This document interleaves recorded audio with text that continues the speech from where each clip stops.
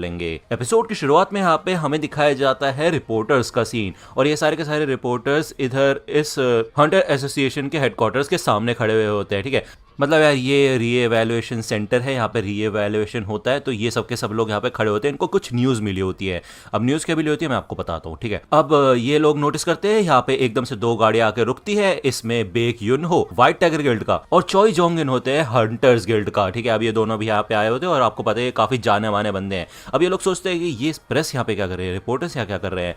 तो रिपोर्टर्स इन दोनों से पूछते हैं कि क्या आप लोग भी ली मिनसुंग को रिक्रूट करने के लिए आए हैं। तो ये दोनों ही साफ साफ मना कर देते हैं कि इनका कुछ और ही पर्पस है, ये लोग किसी और काम से यहाँ पे आए हैं। ओके, अब ये दोनों यहाँ पे बात करने लग जाते हैं कि कैसे जिन्वू ने इन दोनों की ही गिल्ड्स की मदद की है। ओके, और ये दोनों का ही मेन मोटिव होता है कि ये संग जिन्वू को अपने गिल्ड में किसी तरह शामिल कर पाए। इन दोनों के बीच में भाई काफी 36 का आंकड़ा हो जाता है इस चक्कर में। ओके, तभी यहाँ पे फील्ड गिल्ड का मास्टर आता है। ठीक है, और वो कहते हैं कि अगर तुम ली मिनसुंग को यहाँ पे रिक्रूट करने नहीं आए तो तुम्हारा और क्या मतलब हो सकता है। तो यार ये दोनों ही गुस्से में बोलते हैं कि अबे क्या फर्क पड़ता है उसका नाम क्या हो, ली मिनसुंग ली मिनसो, मेरे को कोई फर्क नहीं पड़ता। ठीक है ना। ये बंदा सोचता है कि भाई क्या हो गया, इन दोनों को काफी सिंक में है ये लोग। तभी यहाँ पे जिन्वो आ जाता है। वो सोचता है कि यहाँ पे इतने सारे रिपोर्टर्स क्या कर रहे हैं। दूसरा यहाँ पे हमें जिन्हा के स्कूल का सीन दिखाया जाता है। अब लड़कियां काफी ज्यादा एक्साइटेड होती है ली मिनसुंग के इंटरव्यू के लिए, क्योंकि भाई ली मिनसुंग वैसे एंटरटेनमेंट इंडस्ट्री में काफी ज्यादा पॉपुलर है, मतलब एक तरीके का एक्टर है वो। ठीक है, तो सारी लड़कियां उसको जानती है। दूसरी ओर यहाँ पे जिन्हा बैठी होती है। ओके, अब यहाँ पे हमें दिखाया जाता है ली मिनसुंग के इंटरव्यू का सीन। तो बेसिकली वो बताता है कि यार वो एक हंटर की तरह अवेकन हो चुका है और आज से ही वो यहाँ पे डिसीजन ले रहा है कि वो एक हंटर बनेगा और लोगों की मदद करेगा। शायद ये उसकी किस्मत में लिखा है, वो अपनी इस किस्मत को आजमाना चाहता है। वो मिस्टर लिम टाइग्यू के साथ मिलकर काम करेगा, जो कि गिल्ड मास्टर है रीपर गिल्ड के। ठीक है, अब यार ये रिपोर्टर्स तो सोचते क्या बात है यार, ये बंदा एंटरटेनमेंट इंडस्ट्री में है और इतने मजे में रह रहा था, लेकिन अब यहाँ पे ये हंटर बन के अपनी जान खतरे में डालेगा और अभी तक तो इसको ये भी नहीं पता कि इसकी रैंक कौन सी है। ये तो काफी कमाल की बात है यार। तो ये काफी बड़ी बात है कहने के लिए, लेकिन ली मिनसुंग को पहले से पता होता है कि उसकी रैंक ए होने वाली, क्योंकि उसको पहले ही न्यूज मिल गई थी। ओके, उसका कॉन्ट्रैक्ट है रीपर्स के साथ कि 2 साल तक उसे उनके साथ काम करना है और हंटिंग करनी है। ओके, और इस दौरान उसका पूरा इंप्रेशन भी ठीक हो जाएगा और बेसिकली उसका नाम भी काफी ज्यादा पॉपुलर हो जाएगा। तभी यहाँ पे साइड में एक गार्ड होता है जो कि जिन्वू को रोकता है। वो कहता है ओए यहाँ पे एंट्रेंस बंद हो चुकी है, बाद में आना, क्या काम है तुम्हें यहाँ पे। तो जिन्वू कहता है आज इवैल्यूएशन होने वाला है मेरा। तो मिनसुंग मन में कहता है कि ये बेवकूफ कौन है और कर क्या रहे हैं यहाँ पे। तो ये गार्ड कहता है कि ओए एंट्रेंस क्लोज है, तुम्हें समझ नहीं आ रहा। तभी पीछे से गोगुन ही आता है। वो कहता है कि मुझे नहीं लगता एंट्रेंस क्लोज है, ये नौजवान मेरा गेस्ट है तो इसको अंदर आने दो। ओके, और वैसे भी मैंने तुम लोगों को कहा था ना कि इस टाइम कोई भी प्रेस कॉन्फ्रेंस मत रखना। तो गुन ही यहाँ पे जिन्वू को अपने साथ लेके अंदर चला जाता है और मिनसुंग कहता है कि चलो फिर ठीक है, मैं एक बार अंदर जाके पूछ के आ जाता हूँ अपना शेड्यूल। लेकिन अंदर जाए उससे पहले यहाँ पे जिनचुल आके खड़ा हो जाता है। वो कहता है कि अभी किसी और का रीअसेसमेंट चल रहा है, ठीक है, तो तुम्हें थोड़ा वेट करना पड़ेगा। तो मिनसुंग कहता है ओए तुम्हें पता है ना कि मैं हूँ कौन, एक शब्द बस और उसके बाद तुम्हारी नौकरी चली जाएगी। जिनचुल कहता है कि मुझे घंटा फर्क नहीं पड़ता तुम कौन हो, ठीक है, लेकिन मुझे तुम्हारा ये एटीट्यूड बिल्कुल पसंद नहीं आ रहा। यहाँ पे हमें अंदर का सीन दिखाया जाता है और हमें दिखाया जाता है कि चॉय जोंगिन और बेक काफी देर से इधर इंतजार कर रहे होते हैं। तो गुनी बताता है कि इन्हें जब पता चला कि तुम्हारा आज रिजल्ट है तो ये लोग यहाँ पे आ गए। ओके, पिछले 2 साल से कोई भी एस रैंक का हंटर यहाँ पे नहीं आया है, तो ये लोग भी काफी ज्यादा इंटरेस्टेड है। अब ये एक रूम के अंदर आ जाते हैं। इस रूम के अंदर गोगुन ही, जिन्वू और इधर रीअसेसमेंट वाला जो बंदा होता है वो होता है। ओके, उससे पूछा जाता है कि तुम्हारे स्किल्स के बेसिस पे हम तुम्हें जज करेंगे, हंटर एबिलिटीज तुम अपनी दिखाओ, हमें क्या क्या कर सकते हो। ओके, क्या क्या पावर्स है तुम्हारे अंदर। तो इधर जिन्वू अपने कुछ शैडो सोल्जर्स को बाहर निकालता है। ओके, वो कहता है अच्छा तो तुम एक मेज हो, तुम शैडोज को समन कर सकते हो। तो गुनी कहता है कि देखो हमने तुम्हारी रिपोर्ट पढ़ी है और जिनचुल की रिपोर्ट में साफ लिखा था कि तुम इससे ज्यादा कर सकते हो, तो ठीक है फिर दिखाओ हमें। तो जिन्वू कहता है यार ठीक है यार, मतलब इतना छुपाने का कोई मतलब नहीं बनता, सबको पता ही है। तो यहाँ पे अपनी सारी शैडोज को बाहर निकाल देता है, मतलब ज्यादातर शैडोज को। अब जब वो अपनी शैडोज को निकाल रहे होते हैं तो ऑब्वियसली बात है बाहर खड़े हुए चॉय जोंगिन और बेक युनहो को साफ साफ महसूस होता है अंदर का ऑरा कि भाई खतरनाक तरीके से बढ़ने लगी है एनर्जी, और ये लोग समझ जाते हैं कि भाई ये है असली पावर संग जिन्वू की। और जिन्वू कहता है कि अभी ऐसे और 100 सोल्जर्स को मैं बाहर निकाल सकता हूँ। तो भाई ये देख के यहाँ पे हो जाता है कंफर्म, ठीक है, कि भाई काफी कमाल का है जिन्वू। उसको उसकी नई हंटर आईडी मिल जाती है कि वो एक एस रैंक का हंटर बन चुका है ऑफिशियली। यहाँ पे वो अपना कार्ड लेके बाहर आता है। तो बेक और चॉय जोंगिन दोनों से बात करने के लिए रोकते हैं, बोलते हैं कि हम तुम्हारा थोड़ा टाइम ले सकते हैं। तो जिन्वू कहता है मुझे माफ करना, मैं थोड़ा बिजी हूँ। ओके, जैसे वो इस डोर से बाहर निकलता है तो दूसरी ओर यहाँ पे हमें दिखाया जाता है जिन्हा के स्कूल का सीन। अब यार आपको याद होगा ना उसकी फ्रेंड जो कि एक मिशन में भी गई थी, वो आइस बीस्ट वाले मिशन में जिन्वू के साथ, वो भी यहाँ पे होती है। वो कहती है ओए जिन्हा देखो तुम्हारा भाई जिन्वू टीवी पे है। दूसरे यहाँ पे हमें माइनिंग टीम का भी सीन दिखाया जाता है, उनको भी पता चल चुका होता है और जूही को भी पता चल चुका होता है कि एस रैंक का हंटर है जिन्वू, और ये काफी कमाल की बात होती है। और बेसिकली मिनसुंग के तो वाट लग जाती क्योंकि उसने इतनी सारी भीड़ अपने लिए इकट्ठा की थी और ये सारे के सारे बंदे भाग चुके होते हैं जिन्वू के लिए। ओके, और ये काफी बड़ी बात है कि भाई वो एक एस रैंक का हंटर बना क्योंकि काफी समय बाद कोई एस रैंक का हंटर आया। दूसरी ओर यहाँ पे हमें जिन्हो का सीन दिखाया जाता है जो कि अपनी डैड से मिलने के लिए आता है। ओके, उसके डैड पूछते हैं कि क्या तुम सक्सेसफुल हुए, तो जिन्हो बताता है कि नहीं मैं अनसक्सेसफुल हुआ, मैं उनको अपने गिल्ड में शामिल करने के लिए नहीं मना पाया। तो यहाँ पे हमें पहले का सीन दिखाया जाता है जब उसने जिन्वू से बात की, तो जिन्वू उसे यही बताता है कि देखो मैं और भी ज्यादा ताकतवर बनना चाहता हूँ और अगर मैं किसी भी ऑर्गेनाइजेशन को ज्वाइन करूंगा ना तो वो मेरे रास्ते में आएगा फिर, ठीक है ना, तो मैं ऐसा नहीं कर सकता। जिन्हो अपने डैड को बताता है कि जिन्वू ने उसको कहा कि वो उसके साथ ज्वाइन हो जाए, ठीक है। तो उसके डैड को काफी गुस्सा आता है, वो कहते हैं कि एक तो तुम मेरे पास आए और तुमने अपने भाई की जगह छीनने की कोशिश की, ठीक है, उसके बाद अब तुम कह रहे हो कि तुम्हें इस चीज से कोई फर्क नहीं पड़ता, तुम उसके लिए काम करना चाहते हो। तो जिन्हो सोचता है वो सारे पल जो कि उसने जिन्वू के साथ बिताए थे, तो वो कहता है हाँ मैं जरूर मिस्टर संग के साथ काम करना चाहूंगा। दूसरा यहाँ पे हमें जिन्वू का सीन दिखाया जाता है। अब वो यहाँ पे भाई काफी ज्यादा कंफ्यूज हो चुका होता है क्योंकि इतनी सारी मीडिया होती है यहाँ पे। तो बेक उसे कहता है कि हे यहाँ पे ये सब तुम्हारा दिमाग खा जाएंगे, तो चलो तुम्हारे घर छोड़ देते हैं हम तुम्हें, ठीक है। तो जिन्वू यहाँ पे भाई एकदम से पलक झपकते गायब हो जाता है और इन सबके पीछे आ जाते हैं रिपोर्टर्स के, ठीक है। चॉय जोंगिन कहते हैं क्या बात है यार, ये बंदा एक मैजिशियन होने के साथ साथ फिजिकली भी काफी तगड़ा है कि नहीं बेक।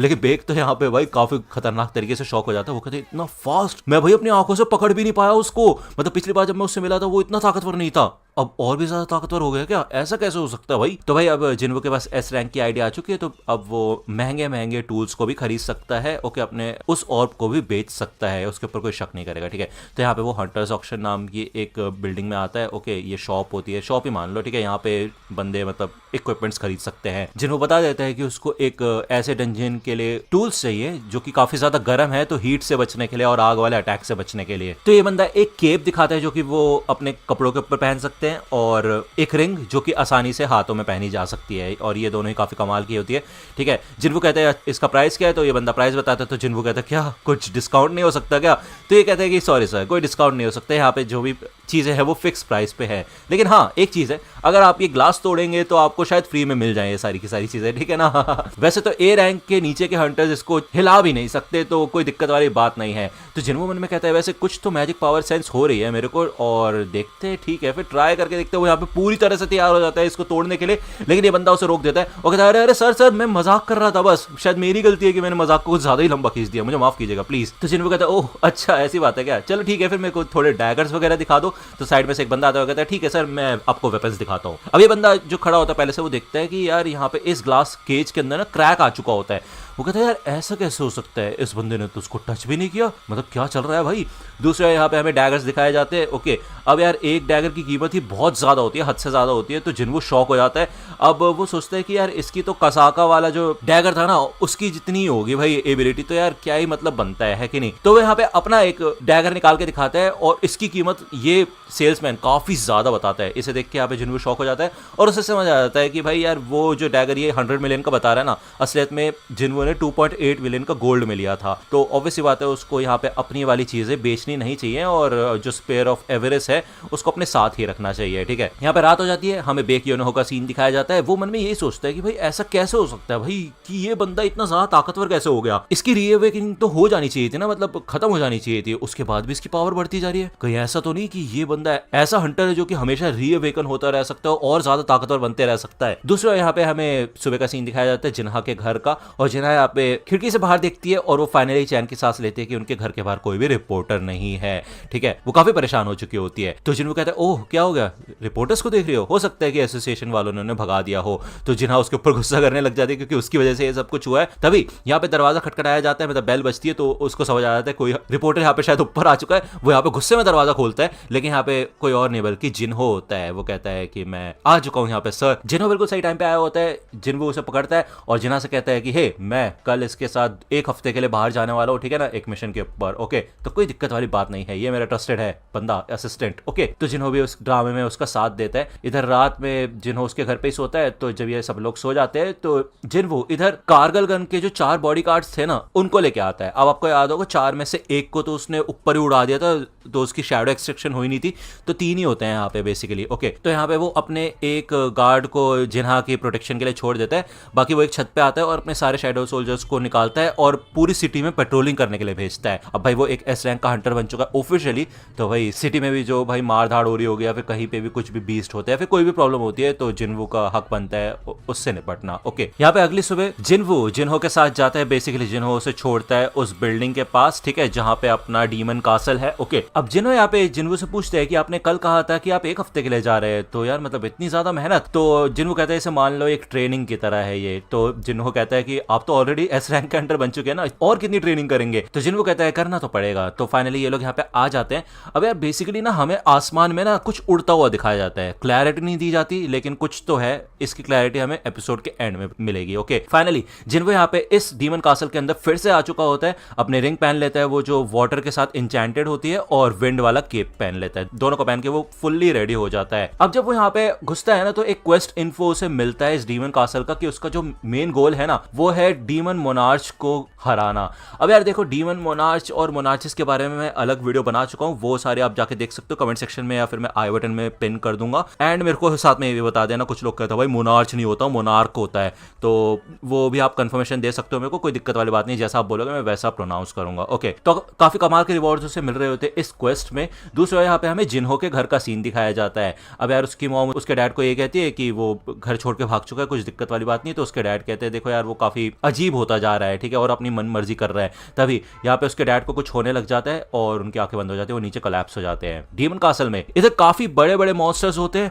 और टस्क को यहाँ पे वो इस ऑर्ब को देता है, और भाई टस्क इस ऑर्ब का इस्तेमाल करके ना काफी खतरनाक अटैक करता है इस बड़े से मॉन्स्टर पे, और उसके चिथड़े उड़ा के रख देता है। तो जिन्हों को समझ आ जाता है कि भाई ये काफी कमाल की चीज है, और स्फेयर ऑफ एफेरिस को उसे टस्क के हाथ में ही रखना चाहिए। ओके, यहाँ पे हमें हॉस्पिटल का सीन दिखाया जाता है, और डॉक्टर बताते हैं कि जिन्हो के डैड को इटर्नल स्लीप डिजीज हो चुका है, यानी कि जो आसपास अगर मैजिकल बीस्ट वगैरह होते हैं ना, या फिर हंटर्स ज्यादा होते हैं, तो उनकी जो एनर्जी होती है ना, उससे जिन्हो के डैड को कोई प्रोटेक्शन नहीं है, मतलब रेजिस्टेंट नहीं है वो उस चीज के। ओके ना, तो डॉक्टर उनसे पूछते हैं कि आसपास आपके क्या कोई हंटर रहते हैं, तो उस जिन्हो के डैड बताते हैं कि हाँ उनका बेटा एक हंटर है। ओके, अब वो सोचता है यार जिन्हो का डैड कि ऐसा कैसे हो सकता है कि एक मैजिकल दुनिया के अंदर उसके अंदर यही पावर नहीं है कि वो मैजिक को रेजिस्ट कर पाए, तो ये तो काफी बेकार चीज है, मतलब बेसिकली एक तरीके से दुनिया ने ही उसको लात मार के बाहर निकाल दिया है। ओके, यहाँ पे हमें कुछ हंटर्स का सीन दिखाया जाता है जो कि पेट्रोलिंग कर रहे होते हैं, और ये लोग जब यहाँ पे आते हैं ना, तो ये देखते हैं कि सामने कोई खड़ा हुआ है। ओ भाई ये तुम मानोगे नहीं कि जो जेजू आइलैंड वाले आंट्स है ना, जो उड़ना सीख गई थी, ये वो पहले आंट है मेरे ख्याल से जो यहाँ पे आ चुके हैं। ओ भाई तुम समझ रहे हो, ये काफी खतरनाक सिचुएशन है, क्योंकि भाई जेजू आइलैंड आग इतनी खतरनाक आग है ना, इन लोगों ने नाक में दम कर दिया है पुराने एस रैंक के हंटर्स को। भाई चॉय जोंगिन बार बार जाता है, हार के आ जाता है अपनी टीम के साथ, तो भाई यहाँ से खतरनाक चीजें शुरू होने वाली है। और भाई मैं बता रहा हूँ ये सीजन पीक होने वाला है। अगर चाहते हो कि जेजू आइलैंड वाली आग में पहले कवर कर दो अपने दूसरे चैनल पे, बाय चांस अगर इस सीजन में ना कवर हो तो मेरे को जरूर कमेंट सेक्शन में बताना, ठीक है। दूसरा यहाँ पे हमें डीमन कासल के अंदर का सीन दिखाया जाता है। अब यहाँ पे बेसिकली जिन्होंने अपनी 4-5 टीम्स को भेजा था अलग अलग जगहों पे, ठीक है, और 2 गार्ड्स को अपने साथ रखा हुआ है उसने, ठीक है। इस लेवल के ऊपर उसकी ज्यादा फास्ट प्रोग्रेस हो नहीं पा रही होती है, और एकदम से उसकी ज्यादातर शैडोज में डिस्ट्रॉय होना शुरू हो जाती है, और ये हाई और किस स्क्वाड ए वाली आर्मी को वो देख रहा होता है कि ये लोग बहुत जल्दी मर रहे हैं, तो हो सकता है कोई ऐसी चीज है जो जानबूझ के इनको टारगेट कर रही है। ओके, वो यहाँ पे अपना पूरा प्लान जमीन पे बनाता है कि उसने किस किस बंदे को कहाँ कहाँ रखा है, तो बेसिकली वो जो भी चीज है वो सबसे कमजोर सोल्जर्स को पहले टारगेट कर रही है। इसका तो ये है कि उन लोगों के अंदर सोचने समझने की शक्ति है, और काफी खतरनाक दुश्मन है, इस हिसाब से ये लोग आइस बेयर के ऊपर पहले हमला करेंगे। अब यहाँ पे कुछ ना ये डीमन नाइट्स करके होते हैं, मतलब, और ये आके ना काफी खतरनाक अटैक वगैरह करना शुरू कर देते हैं। जिन्हो यहाँ पे इनविजिबल होता है और देख रहा होता है सारी की सारी चीजें, और तभी वो सामने आ जाता है। अब ये मैजिक बीस्ट सोल्जर्स होते हैं, और ये सबके सब आके जिन्हो के ऊपर हमला करते हैं, और फाइनली जिन्हो इनसे लड़ने के लिए तैयार हो जाता है, ठीक है। तो काफी कमाल का एपिसोड था ये। इसके अंदर हमारा इंट्रोडक्शन हुआ मोनार्चिस के साथ, और जेजो आइलैंड का पहला पीक हमें दिखेगा, स्निक पीक। ओके, ठीक है। एनीवे जो भी बात है, अगर आप नेक्स्ट एपिसोड देखना चाहते हो, एपिसोड नंबर 8, तो ठीक है फिर यार आज या फिर कल मैं आपके लिए लाने की कोशिश करूंगा, 1 हफ्ता वेट करने की जरूरत नहीं है। मैं अपने